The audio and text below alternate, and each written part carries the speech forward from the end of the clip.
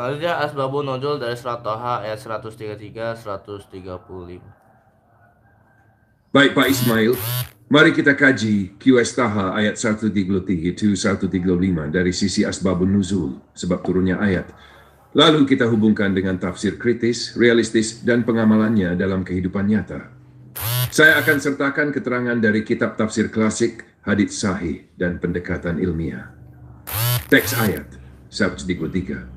Dan mereka berkata, mengapa ia tidak membawa kepada kami suatu keterangan mukjizat dari Tuhannya? Dan apakah belum datang kepada mereka bukti yang nyata dari apa yang tersebut di dalam kitab-kitab yang dahulu? Serap 34. Dan sekiranya kami binasakan mereka dengan suatu azab sebelum Al-Quran itu diturunkan, tentulah mereka berkata, ya Tuhan kami, mengapa tidak engkau utus seorang rasul kepada kami? Maka kami akan mengikuti ayat-ayat engkau sebelum kami menjadi hina dan rendah. Serap 35. Katakanlah, masing-masing kita sedang menanti. Maka nantikanlah, kelak kamu akan mengetahui siapa yang menempuh jalan yang lurus dan siapa yang telah mendapat petunjuk. Asbabun nuzul.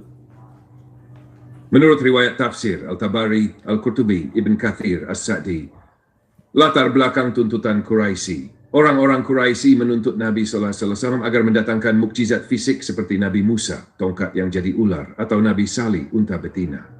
Mereka berkata, jika Muhammad benar seorang nabi, mengapa dia tidak mendatangkan mukjizat seperti para nabi sebelumnya? Maka turunlah ayat 133 sebagai jawaban. Bukti terbesar sudah ada, yaitu Al-Quran yang konsisten dengan kitab-kitab sebelumnya. 2. Ayat 134. Orang kafir Makkah sering berdalih, kalau kami diazab tanpa ada peringatan, tentu kami akan protes. Kenapa tidak ada rasul yang datang? Allah tegaskan, rasul sudah diutus, sehingga tidak ada alasan lagi untuk mengingkari. 3. Ayat 135, kaum kafir tetap membantah. Allah perintahkan Nabi SAW untuk menegaskan, biarlah waktu yang akan membuktikan siapa yang berada di jalan lurus. Jadi, asbabun nuzul ayat ini adalah bantahan terhadap orang Quraisy yang menuntut mukjizat dan beralasan untuk mengingkari risalah Nabi SAW. Penjelasan kritis dan realistis. 1. Ayat 133, tuntutan mukjizat. Orang kafir Quraisy ingin pertunjukan spektakuler untuk membenarkan kenabian. Pesan kritis, kebenaran tidak ditentukan oleh sensasi, tetapi oleh konsistensi wahyu dan nilai universal. Realitas, seringkali masyarakat lebih percaya pada propaganda atau pencitraan dibanding bukti nyata. Hadits sahih, Nabi Muhammad SAW bersabda, open quote, tidak ada nabi kecuali Allah memberinya mukjizat yang serupa dengan yang diyakini manusia. Dan mukjizat yang diberikan kepadaku adalah wahyu Al-Quran yang Allah wahyukan kepadaku, maka aku berharap akan menjadi yang paling banyak pengikutnya di hari kiamat. Bukhari, 91. Artinya, mukjizat terbesar Nabi SAW adalah Al-Quran yang abadi dan rasional, bukan pertunjukan sementara. 2. Ayat 134, keadilan Allah. Allah tidak menurunkan azab tanpa mengutus Rasul. Pesan kritis, keadilan Allah menuntut adanya peringatan sebelum hukuman. Realitas, ini bisa diterapkan dalam hukum dunia, tidak boleh menghukum rakyat atau individu tanpa edukasi, sosialisasi aturan, dan peringatan. Hadits sahih, quote, tidak ada seorang pun yang lebih sabar dalam mendengar gangguan yang menyakitkan daripada Allah. Mereka menyekutukannya dan menjadikan anak baginya, padahal dia tetap memberi mereka rezeki dan kesehatan. Al-Bukhari, Nodo 8, Muslim 2, close quote. Allah memberi kesempatan dan peringatan sebelum menjatuhkan hukuman. 3 ayat 125, pembuktian oleh waktu. Allah perintahkan Nabi SAW menegaskan semua pihak sama-sama menunggu hasil. Kelak terbukti siapa yang benar. Pesan kritis, kebenaran tidak butuh klaim, waktu dan sejarah akan menilai. Realitas, dalam kehidupan sosial dan politik, pemimpin atau kelompok bisa mengklaim dirinya benar. Tapi hasil jangka panjang, efek kebijakan, dampak keadilan akan membuktikan. Hadits sahih, kalian akan melihat setelahku banyak perselisihan. Maka hendaklah kalian berpegang pada sunnahku dan sunnah khulafa ar-rasyidin al-mahdiyin. Peganglah erat-erat dan gigitlah dengan gigi geraham. Abu Dawud 667, Tirmidzi 266 sahih.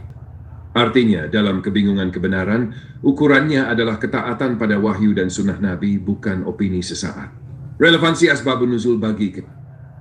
Baik Pak Ismail, mari kita bedah QS Taha ayat 133 dan 135 secara lengkap dengan pendekatan tafsir klasik kemudian ditarik menjadi pelajaran kritis dan realistis untuk kehidupan sehari-hari, disertai penguatan dengan hadits sahih dan kajian ilmiah.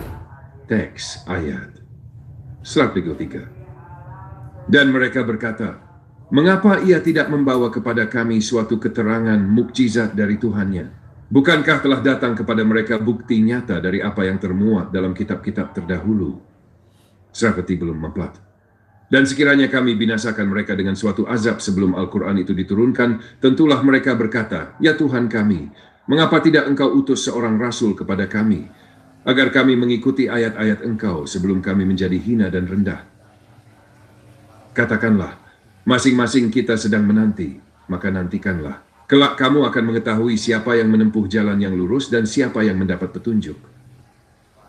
Tafsir ayat 143.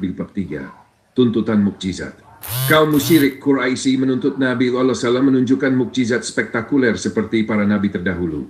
Allah menjawab, Al-Quran itu sendiri mukjizat terbesar karena memuat kebenaran, konsisten dengan kitab sebelumnya, dan abadi sepanjang zaman. 2. Ayat 134. Keadilan Allah. Allah tidak akan menghukum suatu kaum tanpa terlebih dahulu mengutus Rasul. Prinsipnya, tidak ada hukuman tanpa ada penyampaian aturan dan kesempatan memperbaiki diri. 3. Ayat 135. Waktu akan membuktikan. Allah perintahkan Nabi SAW untuk menegaskan, baik yang menolak maupun beriman, semua sedang menunggu hasil akhirnya. Hakikatnya, kebenaran akan terbukti oleh perjalanan waktu, bukan oleh klaim sepihak. Penerapan dalam kehidupan sehari-hari. 1. Menuntut mukjizat instan dalam hidup. Dalam hidup, manusia sering ingin hasil cepat, rezeki berlimpah, masalah langsung selesai, doa segera terkabul. Padahal Allah sudah memberi Al-Quran sebagai pedoman hidup. Mukjizat bukan lagi dalam bentuk spektakuler, tapi dalam nilai kebenaran yang bisa dipraktikkan setiap hari. Realistis, jangan menunggu keajaiban, tapi gunakan ilmu, kerja keras, dan doa sesuai tuntunan wahyu. Hadits sahih, Nabi Muhammad bersabda, mukmin yang kuat lebih baik dan lebih dicintai Allah daripada mukmin yang lemah. Dan pada masing-masing ada kebaikan. Bersemangatlah terhadap apa yang bermanfaat bagimu. Mintalah pertolongan kepada Allah dan jangan lemah. Artinya, kehidupan sehari-hari harus dijalani dengan usaha nyata, bukan hanya menunggu keajaiban. Maka baginya pahala seperti orang yang melakukan.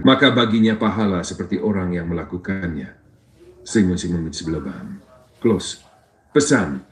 Dalam kehidupan, terapkan keadilan. Jangan menghukum atau menilai orang lain sebelum memberi nasihat dan kesempatan memperbaiki diri.